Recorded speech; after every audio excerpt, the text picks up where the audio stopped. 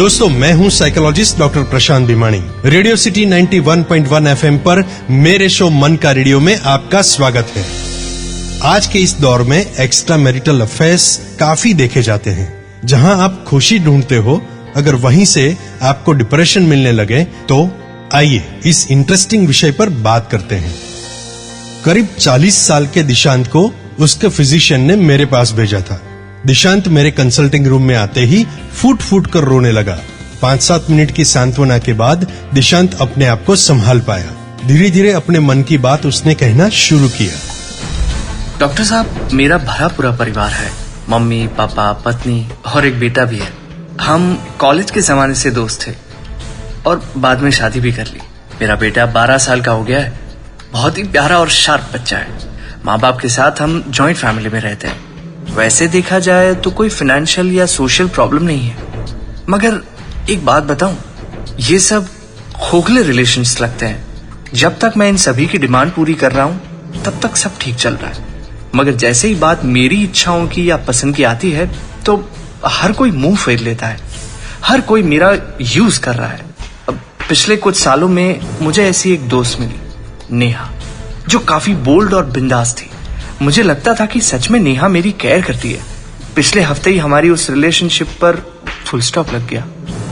नेहा मेरी कंपनी में मेरे अंडर काम करती थी। पहले दोस्ती, फिर प्यार हुआ। उसे मेरी शादीशुदा जिंदगी से कोई प्रॉब्लम नहीं था। हमारी फिजिकल रिलेशनशिप भी थी। मैंने उसे क्या नहीं दिया, अपार्टमेंट, कार, फॉरेन ट्रिप, हर मुंह मांगी चीज देता गया। और आखिरकार जब सब उसे मिल गया तो उसने भी मुझे यूज करके छोड़ दिया। तब से दिल बेचैन रहने लगा है। घबराहट में कई बार तो चेस्ट पेन होने लगता है। मैं अपने फिजिशियन दोस्तों को दिखाने गया तो उन्होंने आपसे कंसल्ट करने को कहा। दिशांत की समस्या समझने के लिए उसकी पूरी केस हिस्ट्री मैंने जानी। तब कुछ महत्वपूर्ण बातें जानने को मिली। पहली बात, दिशांत अपने माँ बाप की चौथी संतान थी और उसके ही सगे चाचा ने उसे गोद लिया था। सगे माता पिता और चाचा का परिवार एक ही छत के नीचे रहते थे, मगर फिर भी गोद लेने वाली बात उसे अपनी शादी के वक्त पता चली। इतने लंबे समय के बाद इतनी बड़ी बात जानने से दिशांत को इमोशनल झटका लगा और धीरे धीरे ये गलत बात उसके मन में घर करने लगी कि कोई उसके साथ ऑनेस्ट नहीं है। वो रिश्तेदारी निभाने का साधन मात्र बनकर रह गया है। किसी को उसके इमोशंस की परवाह नहीं है, वगैरह वगैरह।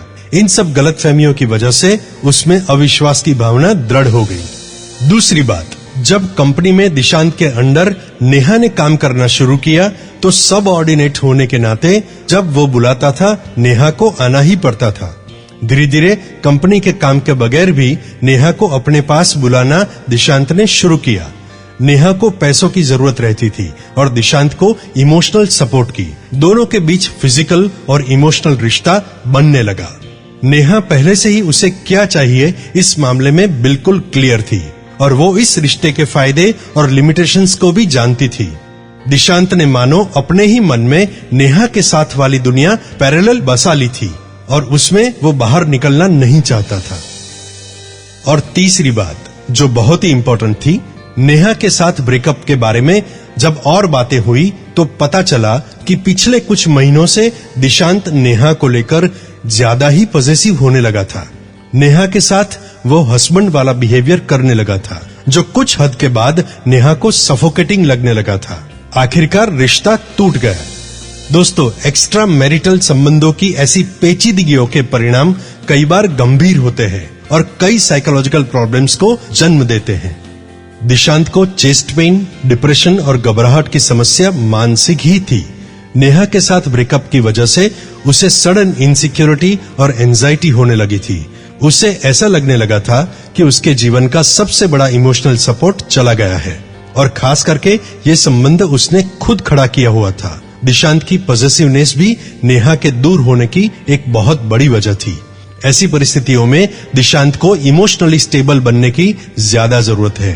कोई भी व्यक्ति इमोशनली आपके करीब आए ये मुमकिन है, मगर उस वक्त आप भी फीलिंग्स का बार्टरिंग तो करते ही है। ये बात कभी मत भूलिएगा। कई बार अपनी ही इनसिक्योरिटीज की वजह से दूसरों पर पोजीशन करने का मन होता है। किसी भी व्यक्ति से जबरदस्ती प्यार नहीं किया जा सकता। अपने ही काम में और परिवार में ज्यादा ध्यान देने की सलाह दिशांत को दी गई। साइकोथेरेपी और काउंसलिंग की मदद से दिशांत को इमोशंस के बदले लॉजिक से काम लेना सिखाया गया। साथ ही साथ इनसिक्योरिटी के बदले सेफ्टी की फीलिंग को भी डेवलप किया गया। याद रखिए, जो अपने होते हैं वो छोड़कर कभी जाते ही नहीं, और जो छोड़कर जाते हैं वो कभी अपने थे ही नहीं। तो फिर अफसोस किस बात का? जो रिलेशन आपके पास है उसे सेलिब्रेट करना सीखिए और इमेजिनेशंस की बजाय रियलिटी पर फोकस कीजिए। तो दोस्तों, रेडियो सिटी 91.1 FM पर मैं साइकोलॉजिस्ट डॉक्टर प्रशांत भिमानी आपको मिलूंगा नेक्स्ट टाइम कुछ ऐसे ही इंटरेस्टिंग किस्से और उसके साइकोलॉजिकल सॉल्यूशंस के साथ। तब तक मेरे सभी एपिसोड सुनने के लिए YouTube पर सर्च करें डॉक्टर प्रशांत भिमानी मन का रेडियो, और एपिसोड के कमेंट सेक्शन में जाकर आपके रिस्पांस या कोई भी सवाल मुझे पूछें। So be happy and keep smiling.